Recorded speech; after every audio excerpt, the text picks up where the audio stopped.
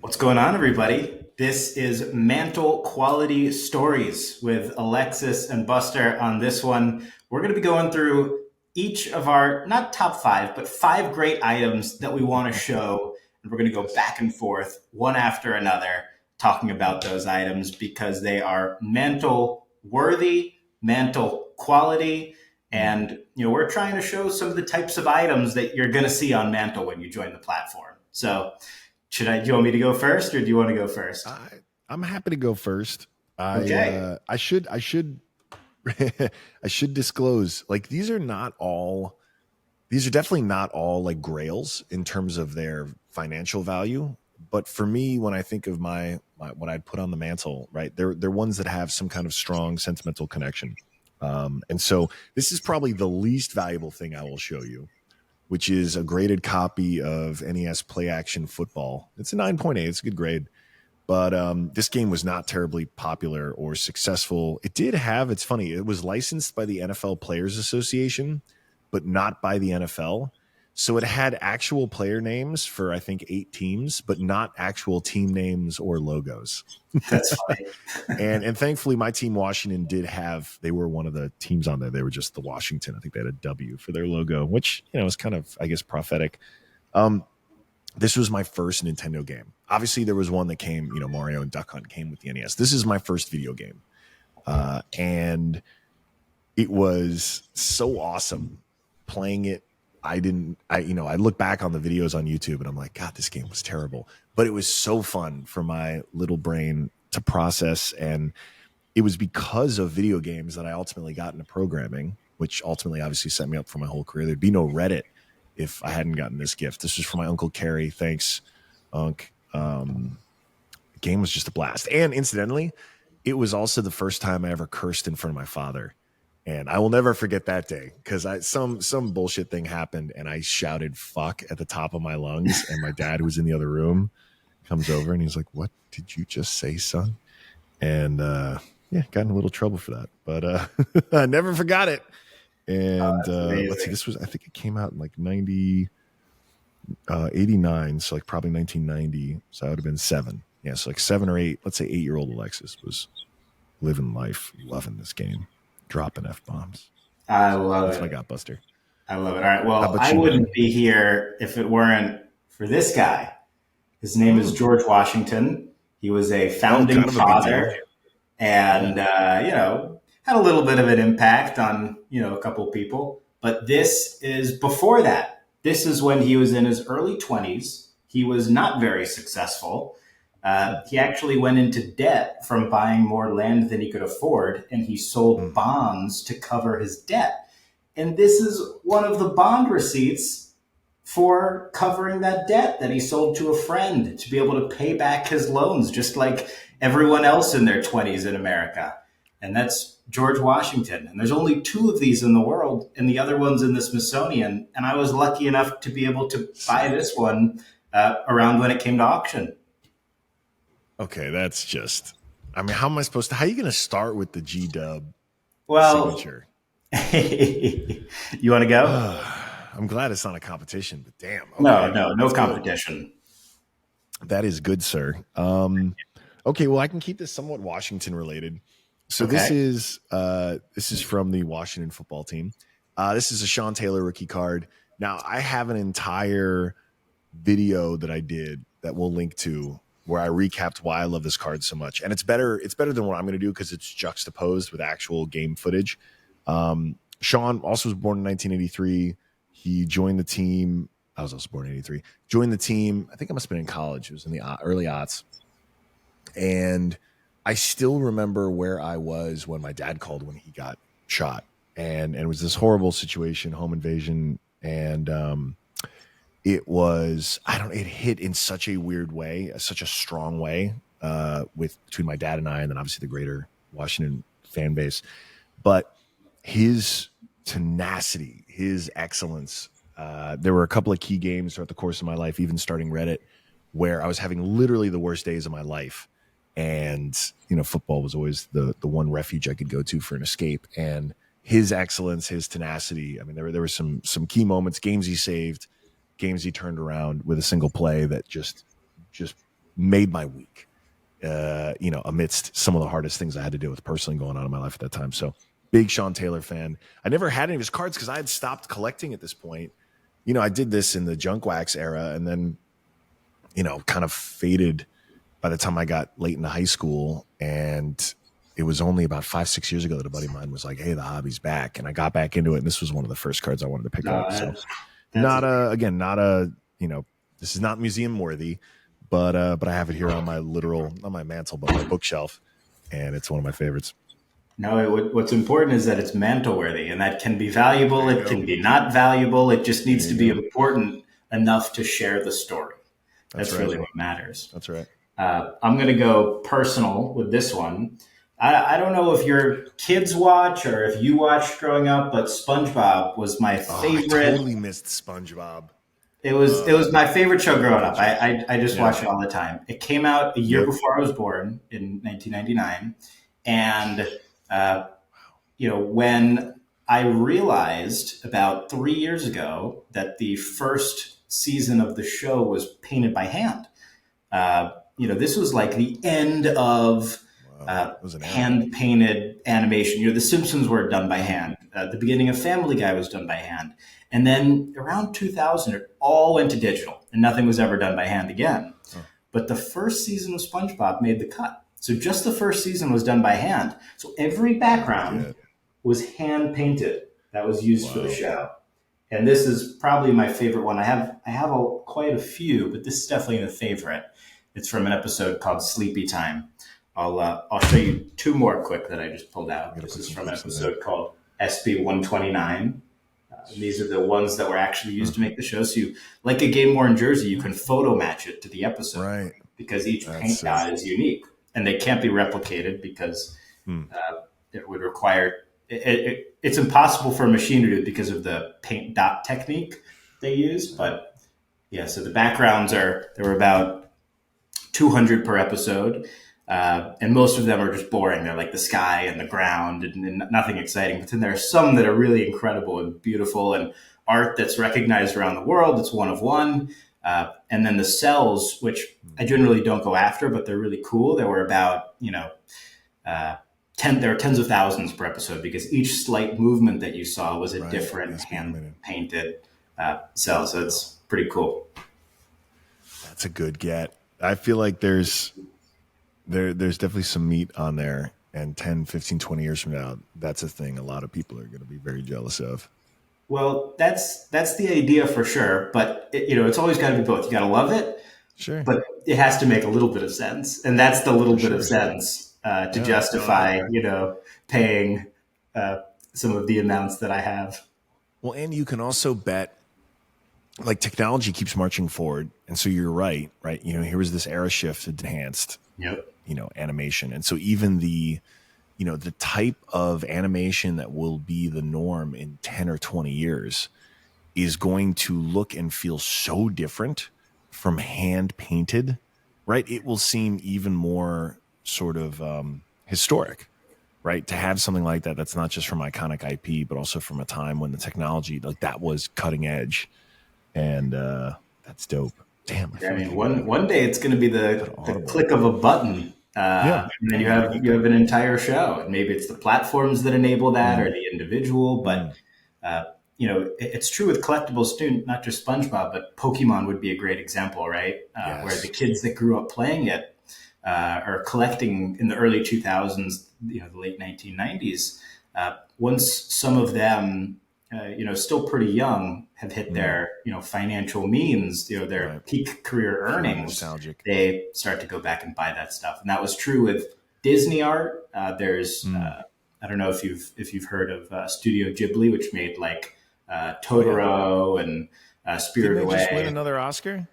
Yeah, Miyazaki. For The Boy and the Heron? Yeah, they don't lose. But those hand-painted backgrounds from Totoro, anything with Totoro in it is like $50,000 or $100,000 because that demographic is hit their peak and it's stayed iconic. So it's interesting. Man, I have. Let me see here. I should probably do. Okay, this one's not. I have a few 9.8s of this one because I always wanted this comic when I was a kid because I was really into the Punisher and there was no way I could afford his first appearance. I don't know. We'll see if this holds up. I loved the Netflix season 1. I thought Bernthal was the best Punisher ever, and I've seen all the movies. I know it's symbolically it's been a little co-opted, and it's like I don't know. It's in hindsight too. I'm actually fascinated that my parents were so okay with me reading so many Punisher comics as a kid, and I actually turned out okay because they're very violent. But I loved Punisher in the 90s. I had hundreds of the comics. I actually went and got my dad saved almost, well, dad and mom saved almost all of them.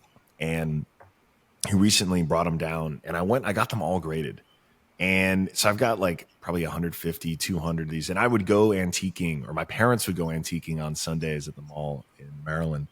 And I was like a heat seeking missile for the one or two dudes who were selling comics. And I'd just be rifling through those comics for hours while they did all their lame antiquing. And so I'd pick up these Punisher comics, for $1 or $2, whatever my allowance. And, but I saved them and, I read them all back to front, but I was like pretty nerdy about it. So I was always pretty careful. And like, I was an only child, so I could, I could keep everything just as well. So I actually had some decent grades on it, but none of these were special. I just want this is my child. I look at these covers and I'm like, my God, I read this comic like 500 times as a kid. And then, so once I made a little bit of coin, and I heard the hobby was back, I naturally was like, okay, I need to get the ones that I just would have only dreamed of. So like first appearance Spider-Man here. Not that. I mean, like I said, I've got a bunch of these. They're all vaulted over at Alt, but this is one that I actually have here. But it's just wild. Like, I think it's this, I think comics, it's been so fun to see Marvel resurrect this IP in this genre. And it's just funny to me because that time in the 90s when, God, you weren't even born. I'm so old. That time in the 90s was so wild because comics were not serious. Like they just were, it was nuts. Like it was, you had new franchises spinning up every minute. You had new competitive brands spinning up to compete with Marvel and DC as folks like McFarlane and whatnot left to start their own thing, Image and all this. And it was just a wild West. And they were just pumping out new stuff, new ideas, new genres, all this. And it felt like, I guess, a golden age. And it was just wild. And then it hits these doldrums and, Marvel almost goes bankrupt. And to see now this resurrection, now that all those kids in the 90s are in their 40s with kids, to your point, like it's now brought this second life to it. And it's been fun. And I've got my daughter was watching the Spider-Man and Friends show with like Spider-Man and Miles and Spider-Gwen it's like a kid show. And it's funny to see how nostalgia, it's like fish in a barrel. Because like as a parent, I'm intrigued. I want to watch it. The IP is already validated. I'm like, yeah, this is cool. Kids should watch it. And even with the new X-Men, was it X-Men 98, or 97, the resurrection of the animated series? It's X-Men 97. Yep. Yeah, we'll see how that turns out. But it's fun, man. Nostalgia is powerful. And so your instincts are right. You're right on the nose. I love it. Yeah, Marvel, I read somewhere that they had a huge, I don't know if it was a line of credit or a loan or something, that they bet it all on that first Iron Man movie. And they risked the entire business on that thing. Yeah. And on Robert Downey Jr., who just won an Oscar, and they were clearly right about that. They couldn't have been more right about literally anything. And then sold to Disney for whatever that was, $5 billion, and now it's one of the biggest brands in the world. Boom. And all it took was one. Well, not just, but it took belief in that movie and turning it into film, and that I wonder what the values of those early Marvel comics would be if it wasn't for the movies. Oh, it wouldn't be. I mean, I think they still would have benefited from the collectibles boom, but I think it'd be way lower for sure. Right. The mainstream awareness of it. I mean, even Iron Man was like a solidly tier 2 property. Yeah. Like he was not a tier one You know superhero. what? It's because they sold off the rights to the tier ones. Oh, like Spidey and yeah. Oh Yeah, yeah. so that's all they had left. Right. That's funny. Yeah. Well, making the most out of it. Totally. All right, I'm going to show you something that you probably didn't know existed. Okay. I didn't. I definitely didn't know it existed. And then when I saw it, I was like, okay, I need to have one of the 200 or so that are out there. Mm-hmm. It is the only bill with Mona Lisa on it. I mean, what? How? Where did you find this? This is a real. This is not legal tender. Well, I think technically it would be. It's not a U.S. bill. It's Okay. from Costa Rica, French. Costa Rica. and Okay. in 1931. So in 1931, this is like I guess a few decades after the Mona Lisa became famous because it was Yeah. stolen. Yes. She went viral. And there's no real reason that they would have done it other than that they wanted their currency to be beautiful. Italy never put Mona Lisa Oh on yeah. a Right. Da bill. Vinci. Yeah. France never put Mona Lisa on a bill. Only Costa Rica. And there's only a couple hundred of these out there.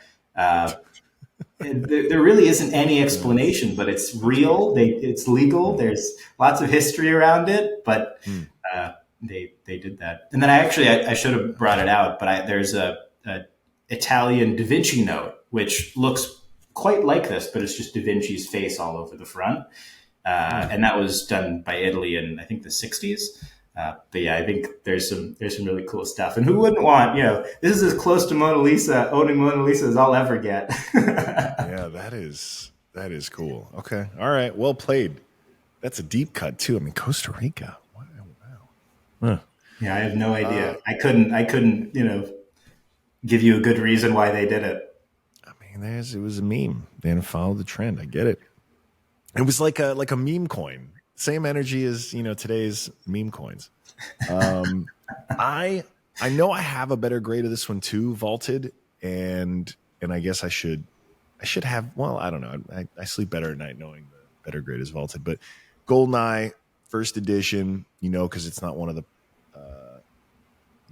what do they call it? The N64 top selling players' choice, whatever thing. So first edition GoldenEye. This game, if you're as old as me, this is it. This was a formative moment in my life. Coming home from school, bus pulls up. We go over to Mike's house. Mike's mom was the chill mom. Just let us play video games all afternoon, and we play GoldenEye for hours on end. And this was the first time 4-player multiplayer FPS Magic really worked on a console.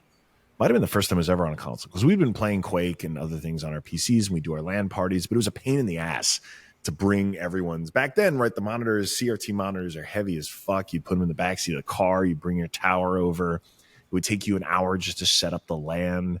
Like, it was a pain in the ass. That was a weekend project to multiplayer, to shoot one another digitally. And when GoldenEye made it so simple, you just plug in the controller, pop in the cartridge, and you have it on your TV. It was revolutionary. And we played the hell out of it. And one of my best friends, childhood friends growing up, Adam, he was not the best at this game, but he was the most fun to play with. And I always think about him. He passed last year, and it's like, this game was an amazing game. Lots of people love this game. But this game really was probably, 4 years of our life together, playing and laughing, and I love it. So I think of him whenever I see it, and that's awesome. Great game, GoldenEye. No, I love that. Just the concept of driving a computer is pretty funny nowadays. Dude, we made a conscious effort, and I can't tell you, like, the rat's nest of Cat5 cables as you were then trying to use it was like a Netgear router, and it never worked. Like, it took a concerted effort just to get that all right. Everyone had to make sure they had the latest drivers like for their video cards. Everyone had to make sure they were patched. Like, it was such a pain in the ass to play together. But you still did it, and you were happy to do it. But to bring FPS to life with a simple console was just revolutionary. Amazing. No odd job. What was that? That was your fourth item? That was 4. All right. One more left, and it's the showstopper. Okay. All right. I've got another cool one. This it might take a little bit of explaining, but I'm going to show it to you and try to let you guess what it is Okay. before I'm going to block. You know what? It's not clear enough. It looks like a photo of something. I don't know, is it one of those Type 1 photos? I don't know, is it the Titanic getting built? Is it? I can't. Yeah, that's exactly what it is. It's the first Oh. photo of the Titanic under construction. Oh. Wow. All right. Look at that. Type Look 1. at that. It's I saw it. I did some research. It was That's nicely smart. done. You deserve a round of applause there. That's clever. Okay. Yeah, but And that's a smart get. well, First photo ever of the Titanic getting built. you know, It's not like there were I, many photos after that maiden voyage. well, exactly. There were some. Yeah. So it stopped in a few locations. So there are some photos in Mm. each of those locations before it set across the ocean. Um, Mm. but nothing outstanding. And I did some research when I saw this up for auction, trying to find other Mm. photos of it being built, and there really just aren't very many. Mm. And the Brown brothers who took this photo are pretty famous photographers for that area, and New York and other areas too. Uh, but yeah, I was just blown away when I saw it, so had to add it That's to sick. my Mantel collection. I just started with some Type 1 photography.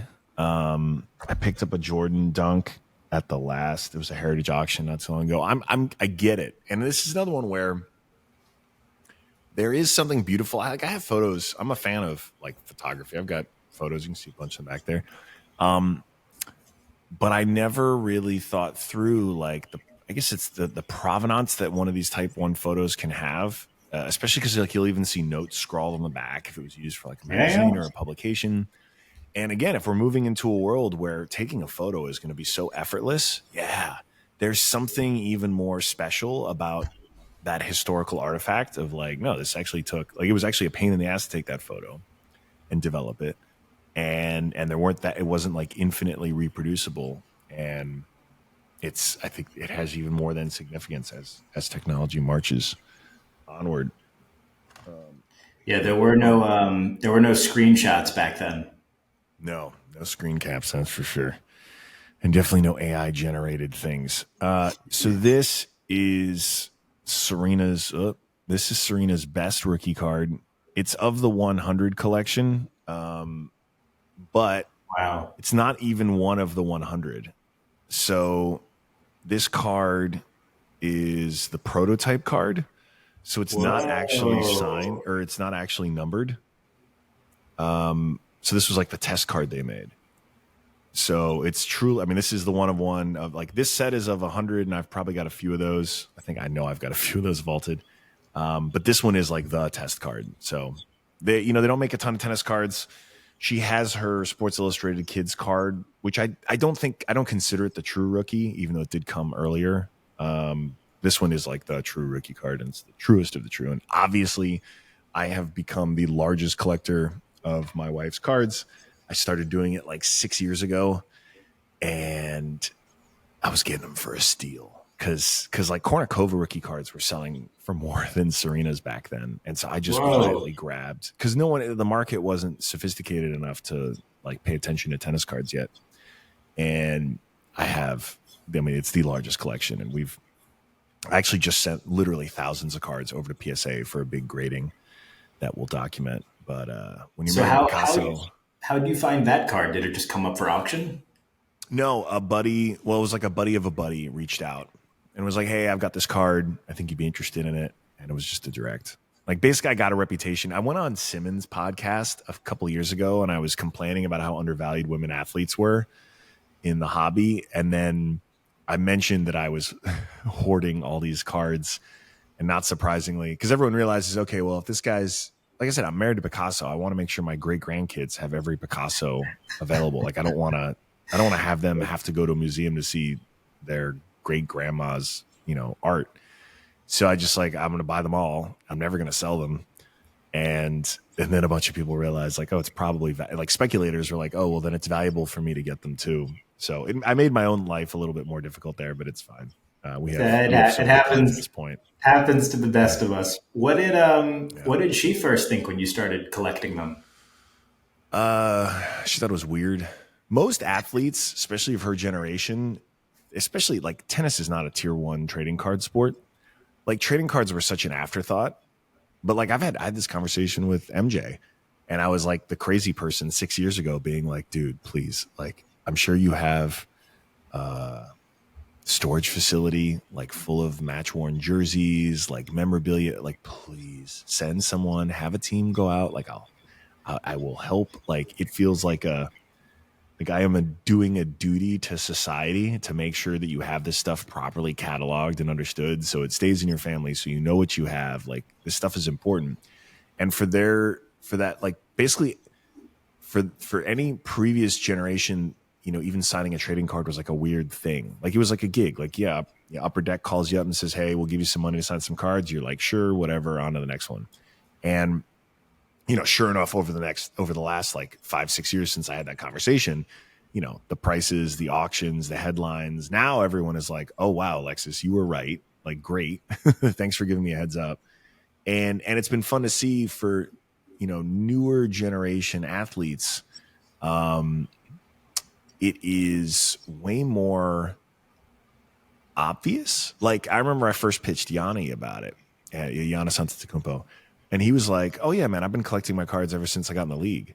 And sure enough, he has every card, and every time he was asked to sign, he would set aside a couple of cards. Like he'd set aside his number, he'd set aside number one, and like he was already clued in and sort of thinking about it like a collector. Because I think age wise, right, he's in his late 20s now. Like so, age wise, he was more plugged into the culture of the hobby and all this stuff. And I think guys and gals who are now entering pros are very plugged in.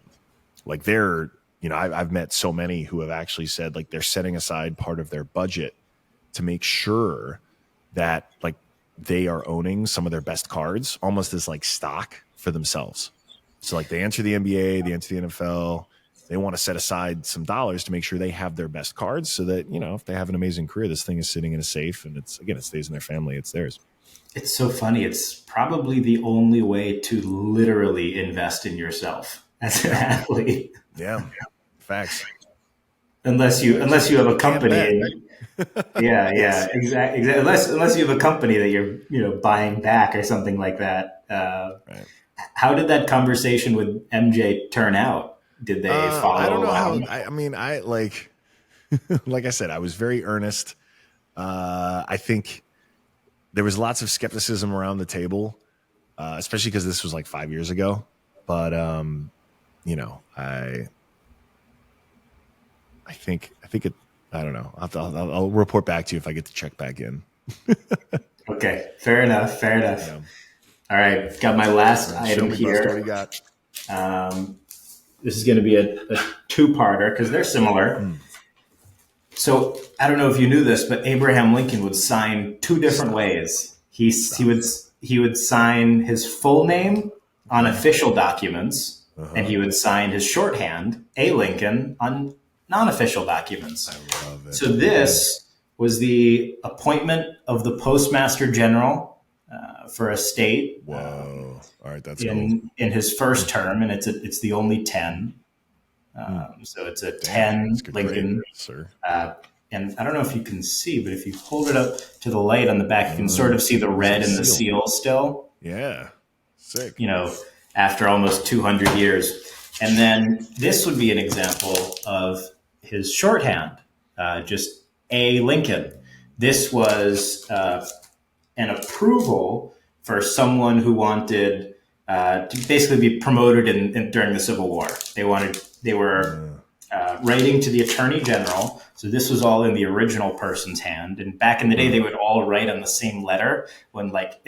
This is like someone forwarded an email twice and it got to President Lincoln. All the different, yeah. Cool. Because it would start with the guy who's writing to the Attorney General. He basically begged the Attorney General to use his influence with it. On one of these pages, it says, use your influence with Mr. Lincoln, which is crazy to refer to him as an active member of society.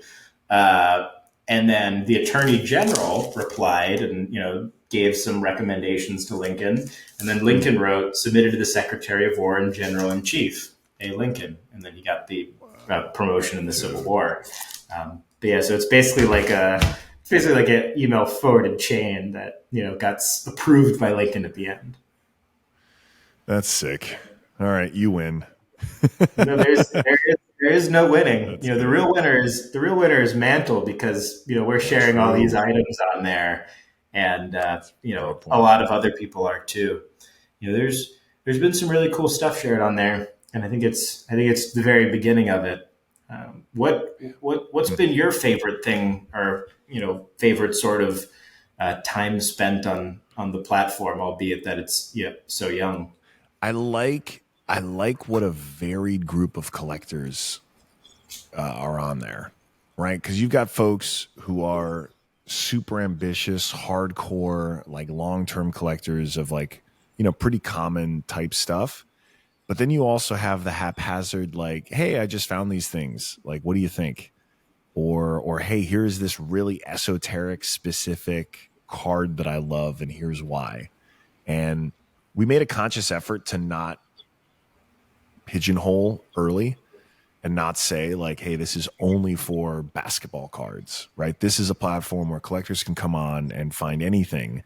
And then as the community builds over time, we can obviously start to focus and drill down more in specific areas. But it's what is so clear to me is that this hobby, the hobby, it's so much bigger. We usually talk about it shorthand with like maybe cards, but like the hobby of collecting is so rich and diverse and different, and it's great. I mean, I just I love living vicariously through these threads and through these conversations, and I certainly love seeing Evan. Shout out to Evan, CEO, just in the comments, in the conversations, and really like being a part of the community from day one. Which I've always said that was the secret sauce to Reddit. I was the biggest power user for like a decade, and you got to host the party, right? If you're trying to build any kind of community event, you got to show up, you got to be there and be engaged. And I love seeing them, and making me I want to go love it. post right now.